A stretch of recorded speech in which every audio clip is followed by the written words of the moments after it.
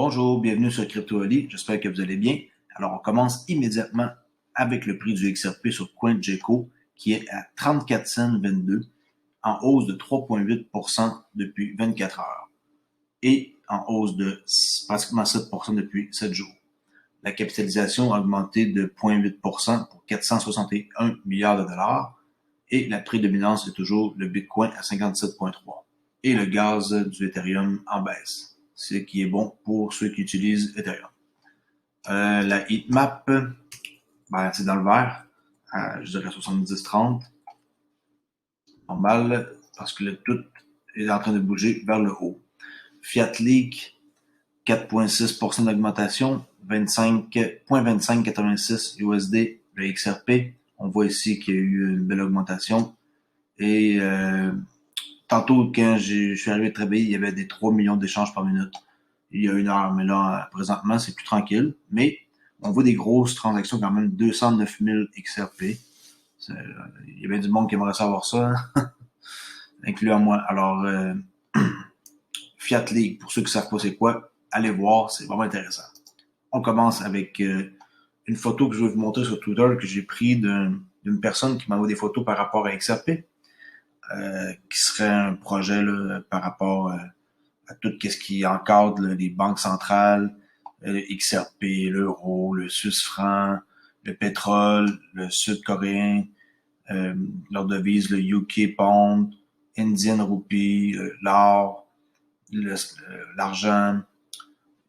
Écoutez, c'est juste un graphique, là, mais ça fait plaisir de voir que ce genre de système-là pourrait être un système d'avenir, puis que XRP est dans le centre de tout ça, avec un stablecoin ou XRP. Là. Alors, faites un screenshot, puis analysez un peu qu'est-ce que vous voyez. OK. Alors, on enchaîne avec la nouvelle Warex qui est alimentée par Ripple, qui lève 1,5 million de dollars en moins de 2 heures pour une offre de sécurité.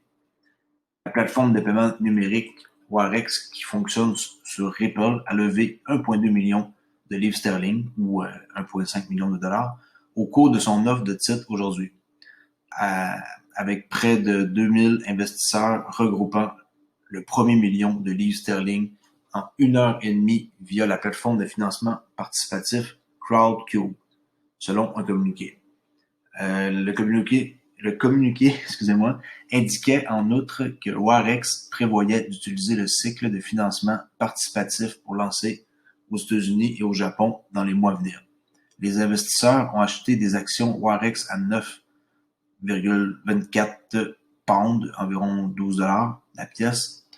Le PDG et cofondateur de Warex, Patel Matviv,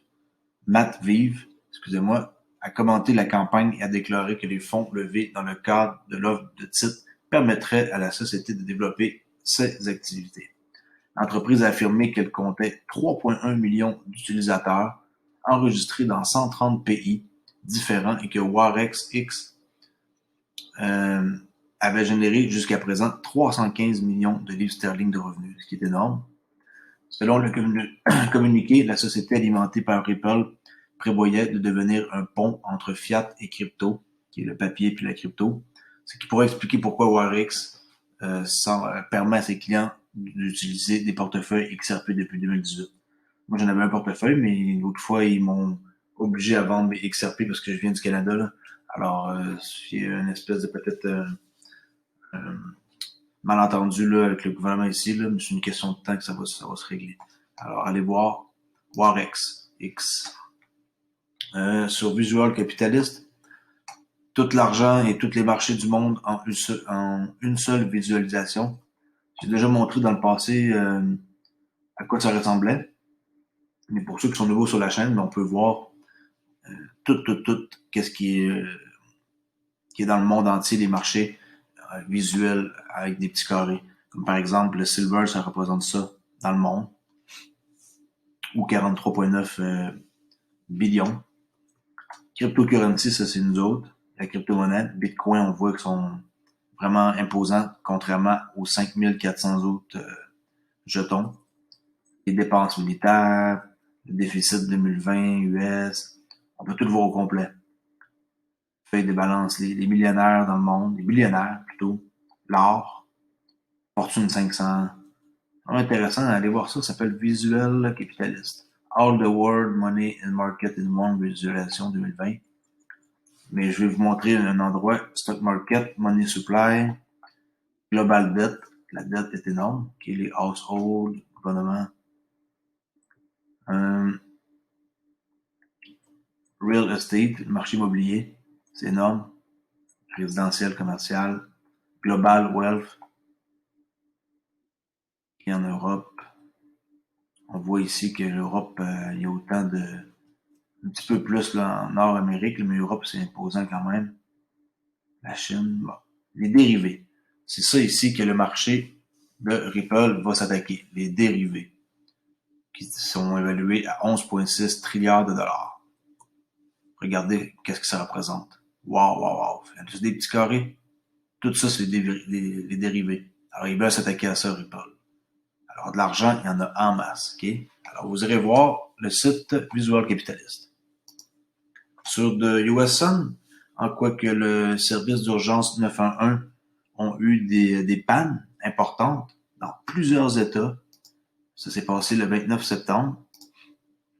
La panique, bien sûr, s'est établie parmi toute la police du pays qui ont utilisé les réseaux sociaux pour passer le message en quoi qu'il y avait des pannes.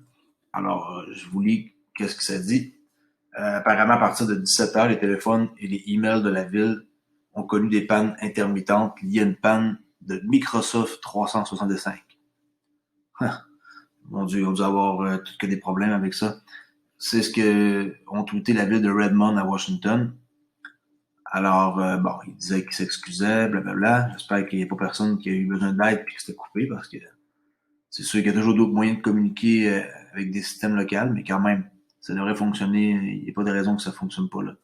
La panique s'est répandue dans les services de police du pays alors que les systèmes 911 étaient devenus inutiles. Les services de police se sont tournés vers les médias sociaux pour dire aux résidents qu'il y avait d'autres moyens de contacter les services d'urgence. Ça disait, attention, les lignes 911 ne sont pas opérationnelles dans tout le pays. C'est pour les appels téléphoniques et la messagerie tweeter le département de la police de Minneapolis. Spécial hein, de tweeter pour dire que, exemple, ta femme va accoucher puis il faut, ça prend une ambulance. Si vous avez besoin de la police, des pompiers ou de l'assistance médicale d'urgence, veuillez appeler un numéro local. Les problèmes similaires ont persisté dans d'autres services de police de l'État du Minnesota. Le problème a également été ressenti dans le Delaware. Un certain nombre de services de police en Arizona rencontraient également des problèmes. Toujours en Arizona, le département de la police de Tucson a également demandé aux résidents de contacter le numéro local. Heureusement, le département de la police de Oro Valley, également en Arizona, a déclaré avoir résolu le problème. Alors, on voit que des pannes comme ça peut arriver. Puis, je sais qu'avec le nouveau système financier qu'ils sont en train de tester, les Américains, ça peut provoquer des pannes. Puis, je pense que ça peut être lié à ça. Mais c'est de la spéculation que je suis en train de faire. Mais il y a beaucoup de pannes qui arrivent là, depuis quelques temps avec les banques, les guichets, tout. Alors, ça peut être une possibilité. David Schwartz, le CTO de Ripple, chef technicien officier, c'est lui la tête là, du Interledger Protocol. Il y a une espèce de podcast là, qui à chaque semaine, il interviewe du monde, ça s'appelle Blockstar. Okay, vous irez voir là, le lien. Il a interviewé ici Sid, John, Leopold. Et si ça vous intéresse, vous pouvez aller voir le podcast qui va parler de la durabilité, pourquoi que c'est essentiel pour l'avenir de l'argent. Blockstar, ben, pour ceux qui ne savent pas, c'est une série de podcasts où le directeur technique de Ripple, David Schwartz, rencontre les penseurs les plus innovants et les plus percutants de la blockchain. C'est en anglais, malheureusement, mais maintenant, on peut pas tout avoir dans la vie, là, surtout dans notre langue en français. Dans le dernier épisode, David parle de l'entrepreneur en série, Sid John Leopold, de l'impact environnemental de la technologie blockchain et de ce que cela signifie pour l'avenir de l'argent. Dans un article académique de 2017, Sid a analysé le respect de l'environnement de divers modes de paiement, notamment le dollar américain, Visa, Bitcoin et XRP, bien sûr. bien qu'il savait déjà que l'extraction de Bitcoin est un processus énergivore, l'ampleur de sa consommation est un choc. Par exemple, Bitcoin, ceux qui ne le savent pas, ça utilise plus d'énergie que des petits pays entiers. L'Islande, la Syrie, comme par exemple. Ils disent que, bon, c'est vraiment énergivore. Puis, par rapport aux plus grandes entreprises de technologie qui sont des centaines de milliers de serveurs dans le monde, ils n'utilisent même pas 1% de ce que les bitcoins utilisent en matière d'électricité. Ça gruge beaucoup d'énergie. C'est vraiment pas bon pour la planète. OK.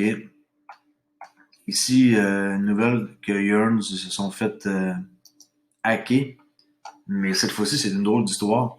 C'est que se sont fait hacker 15 millions de dollars dans le projet Yearn Finance, mais c'est un projet de jeu que le fondateur Andrew Cronje est en train de comme tester.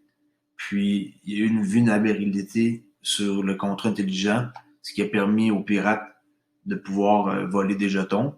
Mais qu'est-ce qui est étrange, c'est qu'ils ont rendu de la moitié des fonds aux fondateurs par après.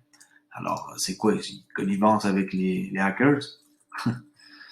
Alors, ça dit que des pirates informatiques ont ciblé une vulnérabilité de contrat intelligent dans un projet à venir, qui est un projet qui est en train de travailler sur, de Yearn, OK? Et ils ont réussi à voler 15 millions de dollars, mais ils ont rendu 8 millions de dollars dans le portefeuille qui appartient aux fondateurs.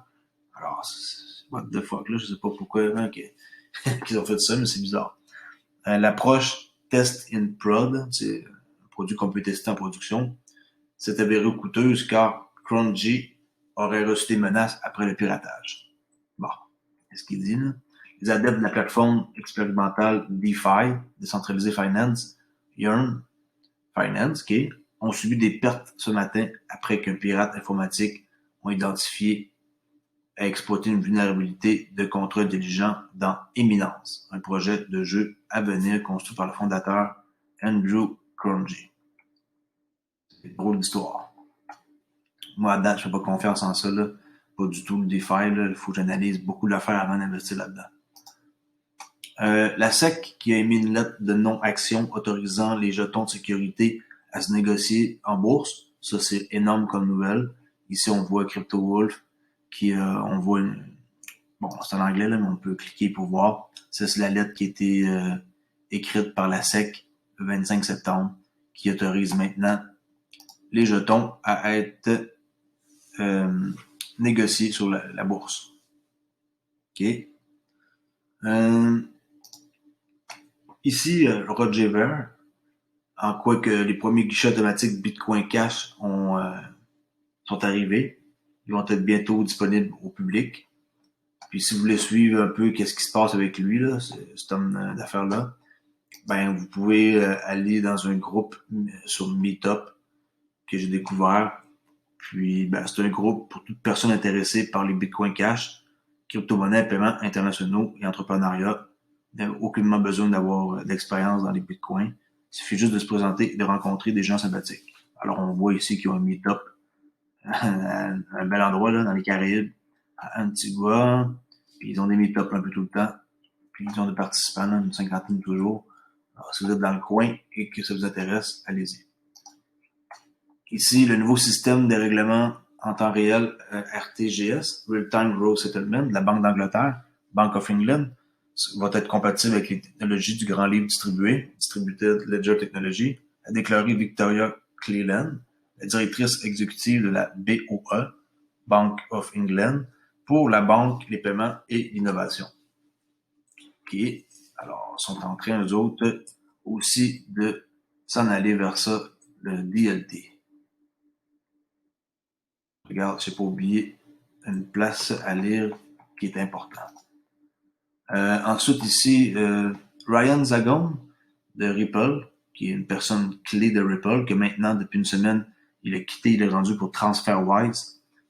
Puis, je montre ici un truc qui explique une transaction entre une banque A et une banque B, et Ripple qui est juste un connecteur. C'est ça le travail de Ripple. Alors, écoutez qu'est-ce qu'ils ont à dire. J'ai traduit là, ici avec le sous-titrage en français. Vous allez voir comment ça fonctionne, tout simplement, environ 30 secondes. Step 2 is the actual funds flow. Using Interledger, that set of instructions, two debits occur. At the US bank, imagine this payment is for $100. We'll move $100 from the sender's account to the hold account.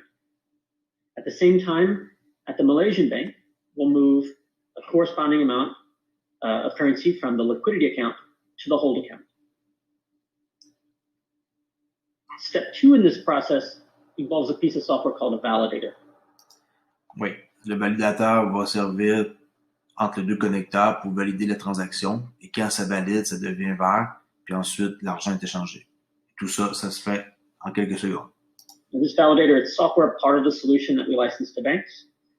What will happen when there's enough funds in that hold account at the US bank, that Ripple Connect will send a message to the validator to say we have fully funded the amount of currency for this payment, full $100. We'll send a message to that validator confirming that. And at the Malaysian bank will send a message to the validator as well, saying we have a good funds set aside to cover the full amount of that payment. Once the validator receives both confirmations, it will send an approval message back to both banks. Voilà, vous voyez ici, ça valide. Alors, la connexion est faite et les deux banques ont un consensus. This approval message that tells the banks to release the funds to the recipient. Once they receive those messages, those funds are released, they go into the recipient's accounts. So all the funds... That's it. Aussitôt que c'est validé, les fonds s'en vont vers les destinataires. OK. On termine avec une nouvelle ici avant de parler de trading comme promis à la fin de mes vidéos. Parce que c'est pas le but.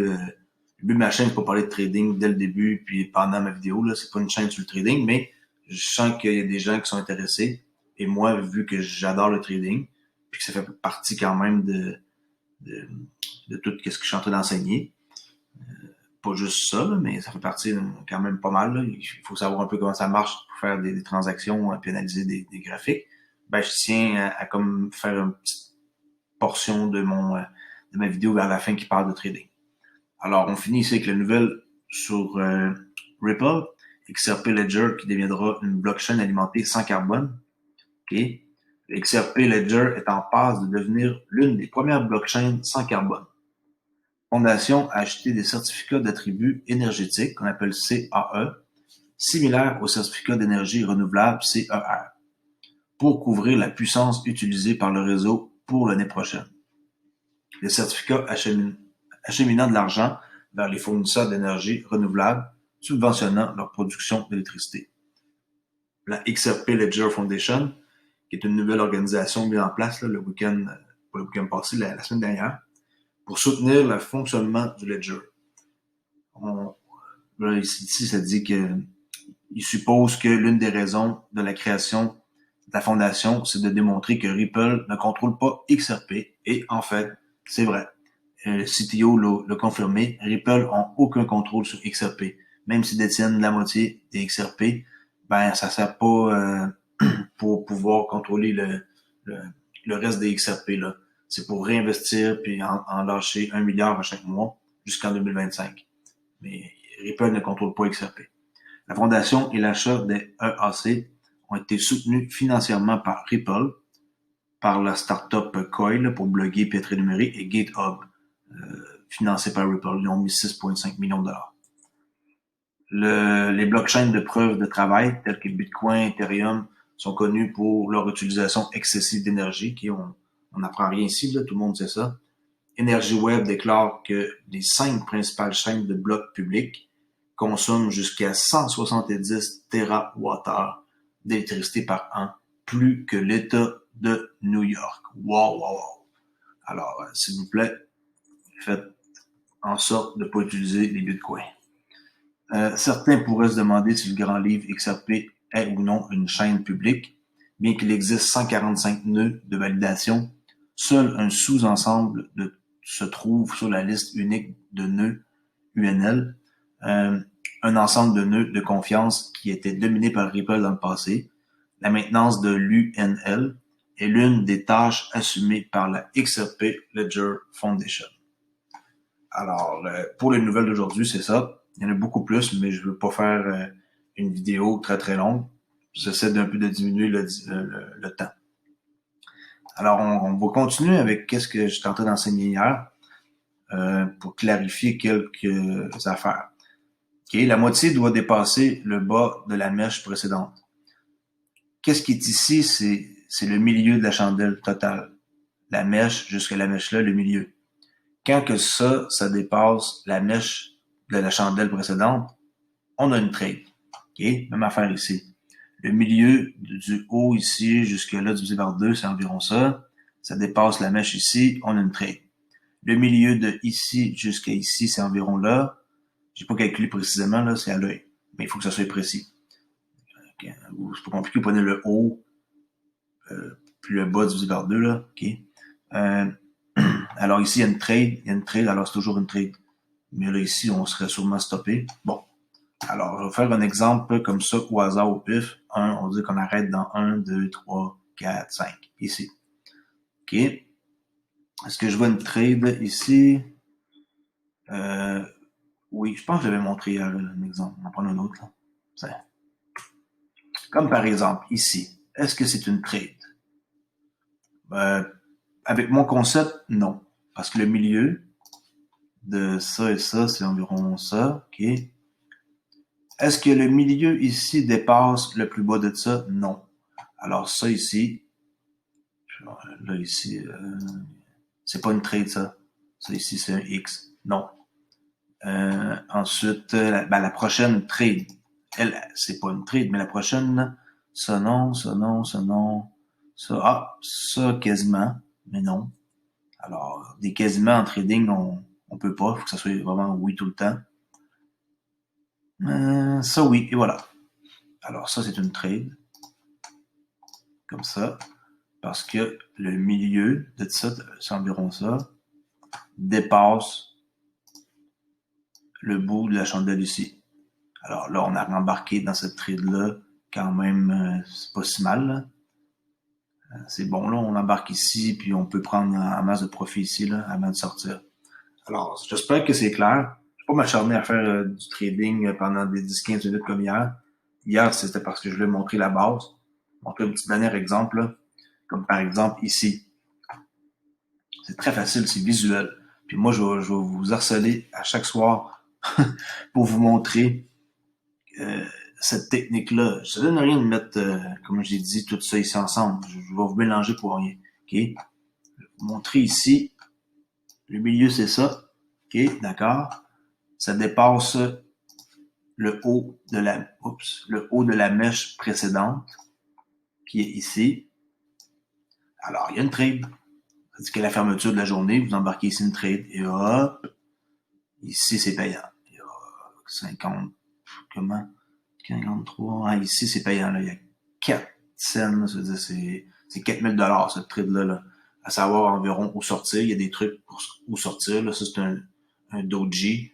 On pourrait sortir exactement sur cette chandelle-là et ramasser un beau 4000 $ avec un contrat, 2 contrats, 8000 $, 3 contrats, 12 000, etc.